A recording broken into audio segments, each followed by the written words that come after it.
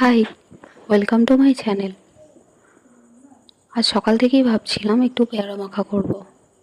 ব্যাস, যেমন ভাবনা তেমন কাজ। দেখছেন গাছে কত পেয়ারা ধরেছে। পাতার থেকে পেয়ারার সংখ্যা বেশি। যাই হোক, পারতে পারতে এক কাণ্ড ঘটে গেল জানেন। কোথায় পাখি বাসা বেঁধেছিল কি জানি, বাচ্চা সমেত বাসাটা পড়ে গেল। প্রথমে তো ওদের হাত দিতে ভয়ই করছিল, ভাবছিলাম যদি কিছু হয়ে যায়।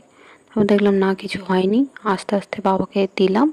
বাবা মোটামুটি গাছের গাছের রেখে দিল। বললো ওর মা এসে ঠিকঠাক জায়গায় রেখে দেবে। তারপর আর কি, পেয়ারা মাখা শুরু করলাম। তেমন কিছু উপকরণ ছিল না, একটু নুন, লঙ্কা আর তেল দিয়ে। কাঁচা লঙ্কাটা অবশ্য বেটে নিয়েছিলাম। এতে অবশ্য মন্দ লাগছিল না, বেশ ভালোই লাগছিল। ব্যাস, এইটুকুই। ধন্যবাদ।